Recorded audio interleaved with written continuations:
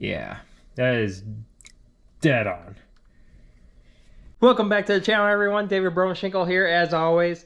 And it's been a while, unfortunately.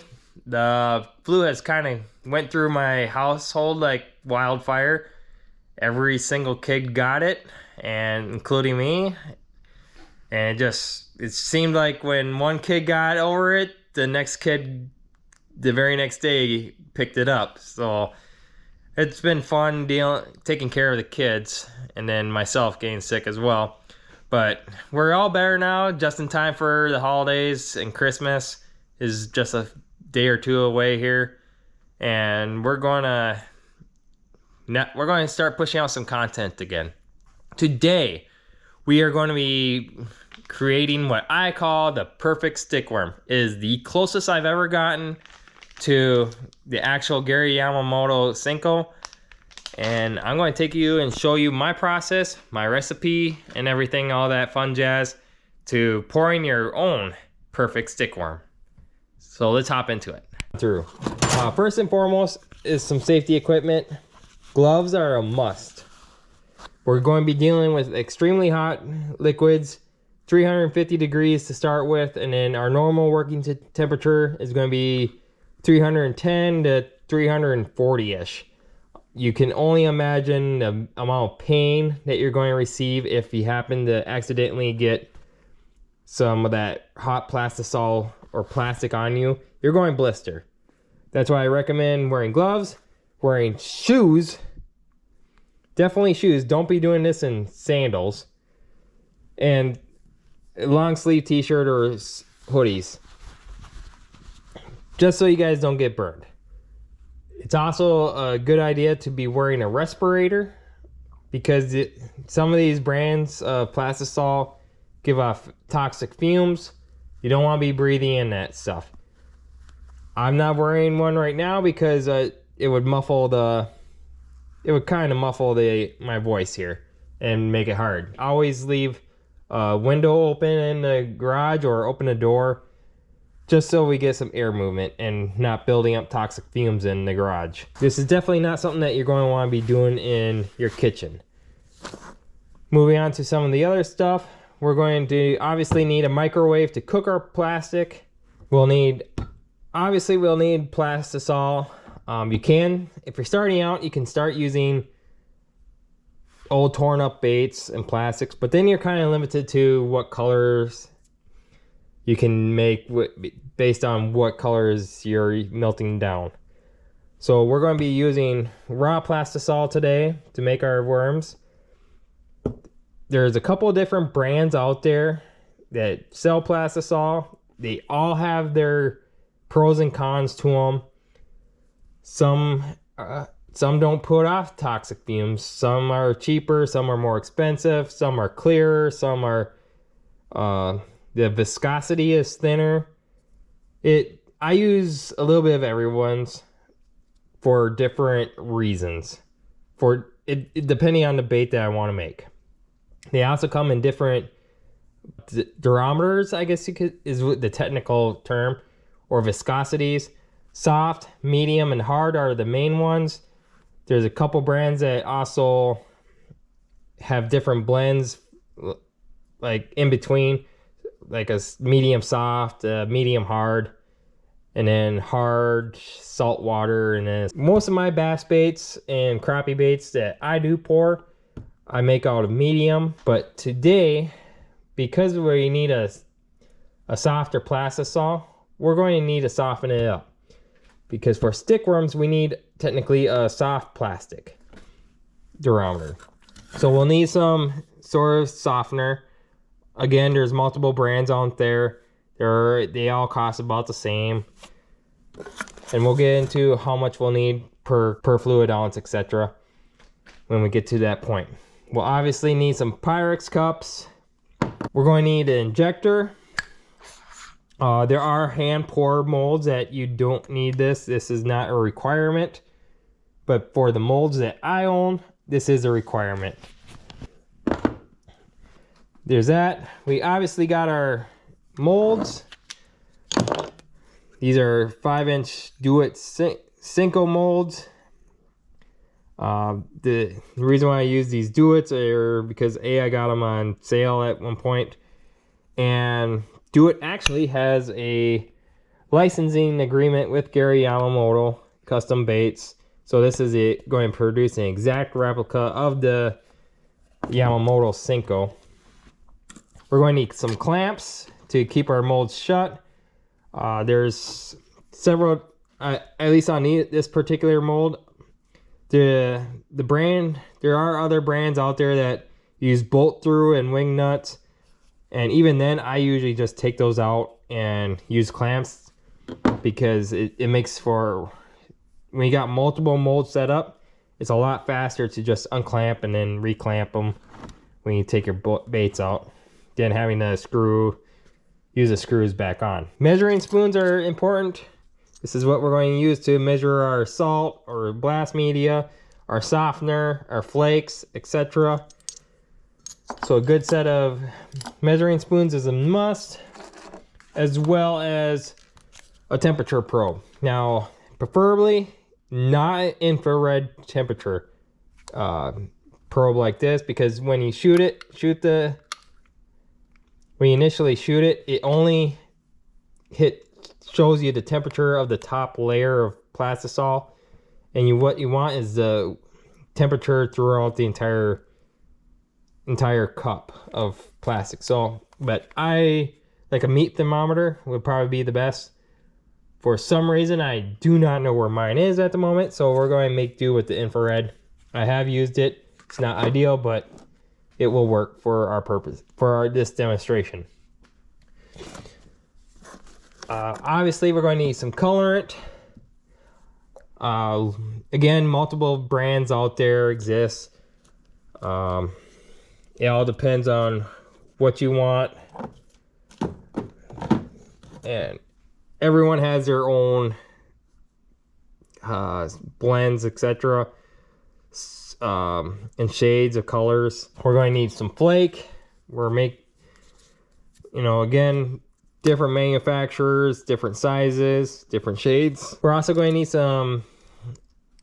something to stir our plastisol with.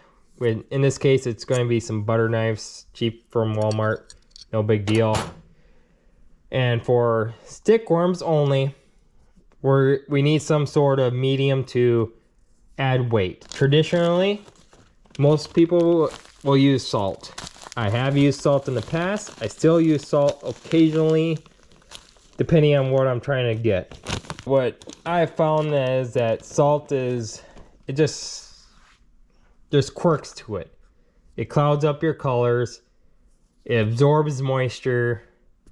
It likes to clump up, and it also makes the bait weaker, which leads to what we're going to use today is this glass bead blasting media. This is just something that I've been lately trying out with. What it is basically glass little beads. So we'll pour out some plastisol and get ready. So the color that we're making today is black and blue flake with the blue tip. So to start things off with, we're gonna pour out 4 ounces of plastisol in each of these cups.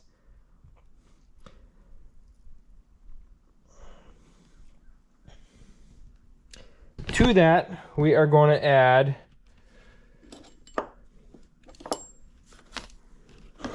some softener. We are going to use 4 tablespoons per 4 ounces to bring our durometer down from medium to soft. So 1, 2. Now if we were to stop right there, that would be what we would consider medium soft, but we want softer yet. 3, 4.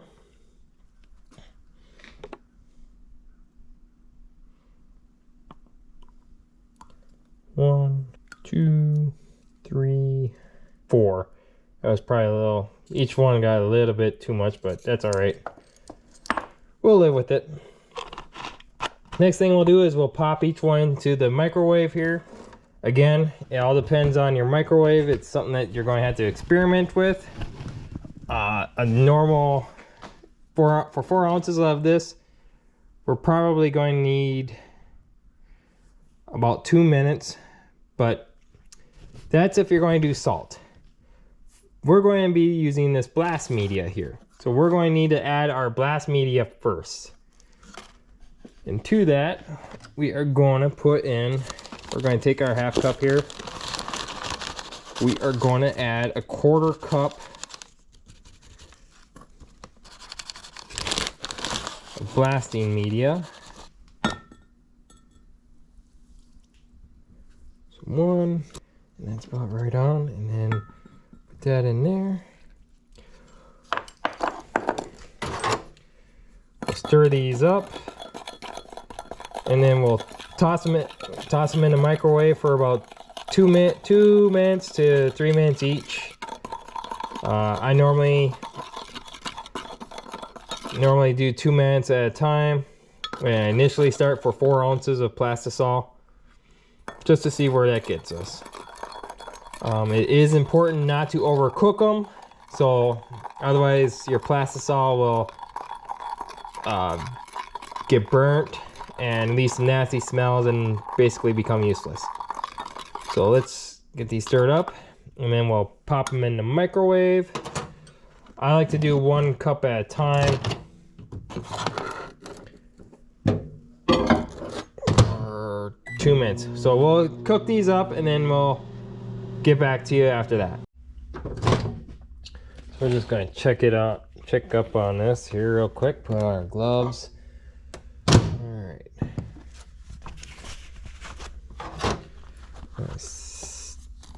Okay, I can already tell that based on how gooey this is yet, it hasn't fully converted over yet. So we'll have to pop this back in the microwave. Let's get base temperature here. It's at 323 degrees. So not quite there yet. I'll have to pop it in the oven for a little bit, in the microwave for a little bit longer here. Another 30 seconds or so should do it. Alright, let's see what that additional bit of time gave us here.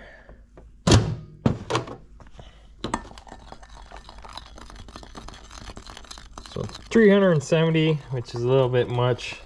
No, this here is a good reason why we don't like temperature guns, because it keeps varying, but I'm pretty confident that I hit 350 degrees. And we're going to build our base, or tail color, if you will. So we're going to take some blue here, and what I like to do, I count out my drops. Some people don't. Some people just pour it in and yeah, that's good enough.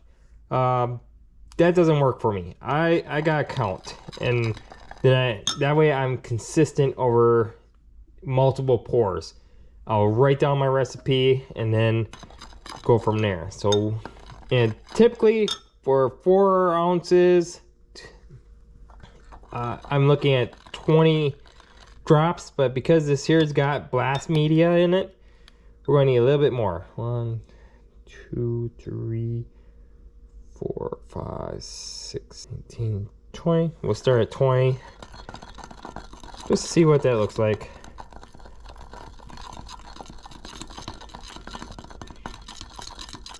It's not bad, but it's not very thick either. So we'll do another 20 drops of this flippin' blue. 1, 2, 3, 18, 19, 20. Let's see what 40 drops gives us. Now this is just going to be the tail color, and that's looking pretty good.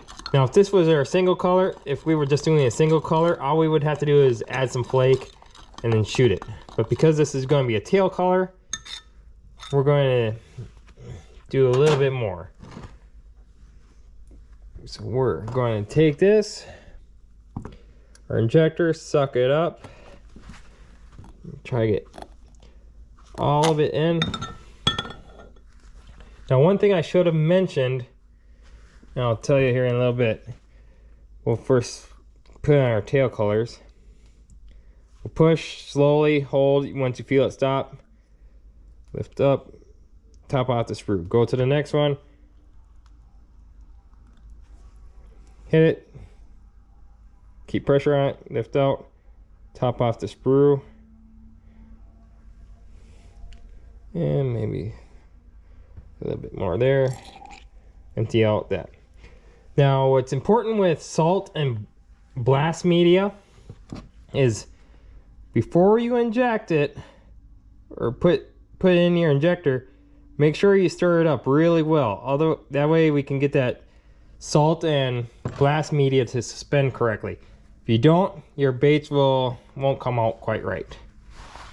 So we'll let these cool down. We'll get our black color ready, and then we'll go from there. Okay, so we've let the molds cool a little bit. Let's see what we got here.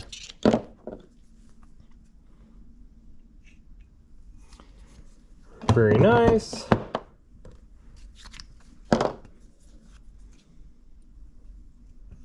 Pop this one out. So there we are. Now, if this was just a single color, you'd be pretty much done. Just hang them up, let them cure for 24 hours, you're good to go. But because this is a two-tone color, we're going to do a little bit something different. We're going to take our tails here, or we're going to take our baits out here. We're going to take them off the sprue. Now we don't need this entire bait. We just need the tail here. What I like to do is I like to take and go just the tip. And then the rest you can put back in the cup, get remelted. I try to do these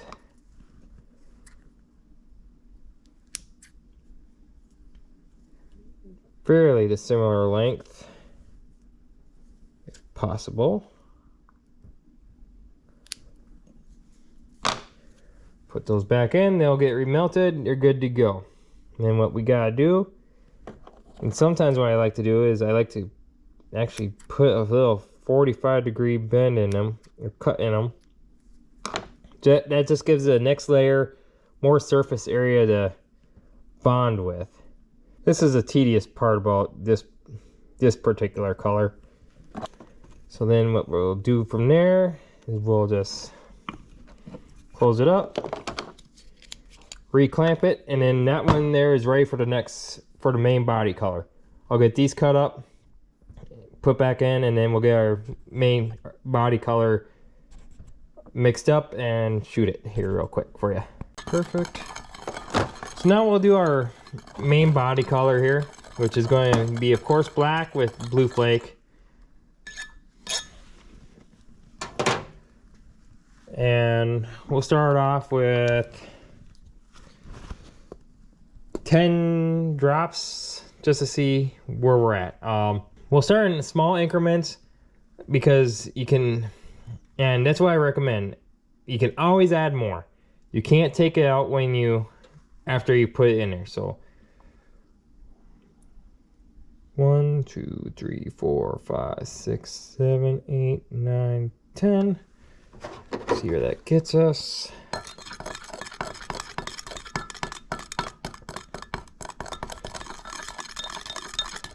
Now we want it black but not overpowering, so we won't see the flake. But we don't want it too light to where it's just a smoke color. So we'll add some more. 11, 12, 13, 14, 15, 16, 17, 18, 19, 20.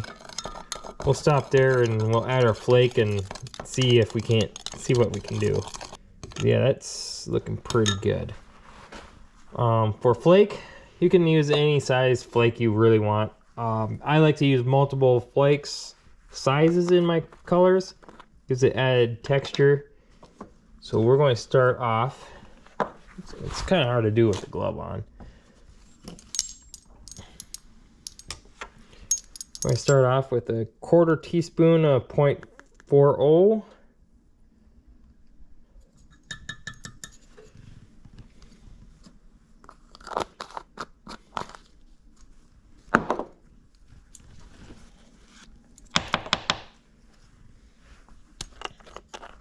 And this is 0.15. We probably will go half of that. And see where that gets us here. And honestly, that's looking pretty good. Just gonna add a little bit more. The small flake size. And I'm really liking that for my black and blue. Now, when we're bonding colors together, it's important to get the main body really hot. That way it kind of melts into the other color. So we are currently sitting at 300. Yeah, that's 300 degrees ain't going to do it. We're gonna have to pop this in the microwave and try to get closer to that 350. 350 would be about perfect. So we got it right about there. 350 like we wanted. Let's go ahead and quickly shoot these.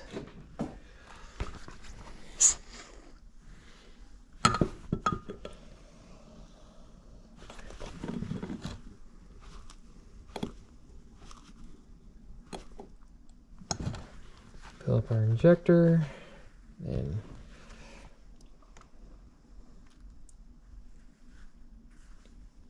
I don't got this mold here clamped very well.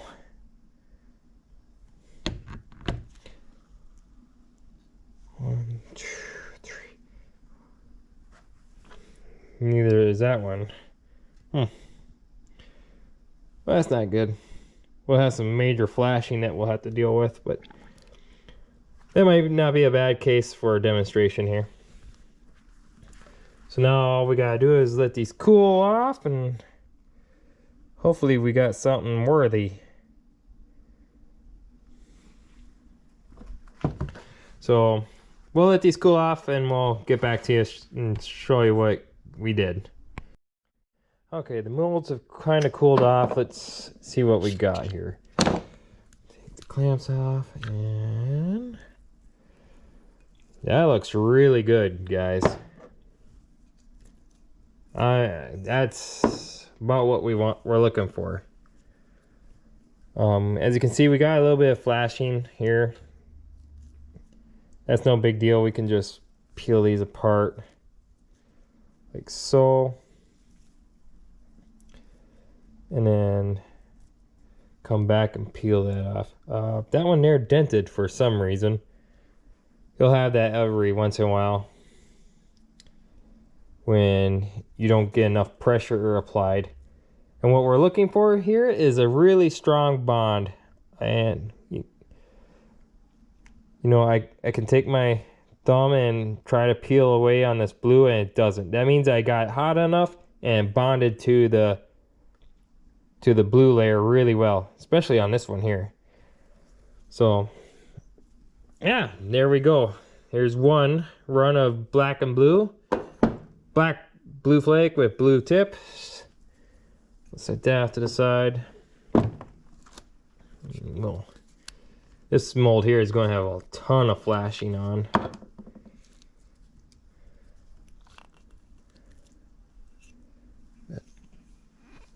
There again though, not bad. We'll just have to clean it up and we'll have a run of 8 of them. So we got our baits all cleaned up here on this one here. When you do it right, you don't have to worry about it. And then what I like to do is I just take them and I'll hang them on one of my pegs up here. And I'll let them cure for 24 hours and then they're ready to go in a package or the tackle box and ready to fish. So what I'm going to do is I'm going to let these cure, and then tomorrow morning I'll come out here and I'll do a little demonstration on them. Okay, for our demonstration here, we got the genuine Yamamoto green pumpkin Senko. We got Texas rigged with a 4/0 EWG hook to 16-pound Sunline fluorocarbon. And we're going to check out the action here in this little tank of water here. And you can see that really nice action of the Senko that it's known for. It would be a lot easier if this was a lot deeper, but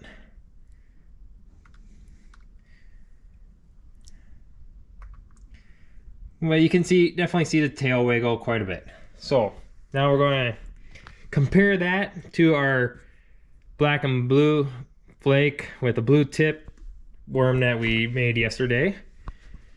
And we're going to just compare that. So let me get this rigged here. Okay, so let's try our bait and see what the action looks like. And from what I can tell, it is really similar, if not the same, to the actual Yamamoto Senko. Lots of action that the Yamamoto is known for, and our stickworm. Like I said, this is the closest I've ever gotten to pouring the perfect stickworm.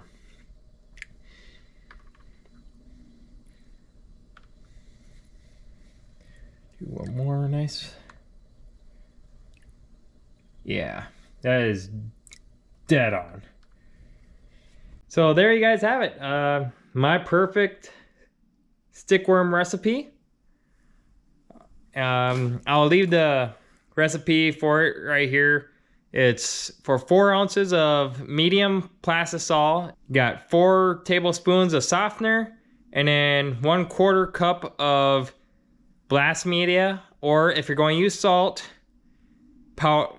make sure you grind it up into a powder, and then it's 1/4 cup of salt. For colorant, it was, for the blue tail, it was 20 drops of Lure Works Flippin' Blue and 20 drops of the Lure Works Black for the black body, and then 0.40 blue flake and 0.15 blue flake, and 1/4 teaspoon and a 1/2 teaspoon of in those increments. So now that the flu's gone through my house and everyone's done and over with that, I plan on putting out content on a little bit more regular basis.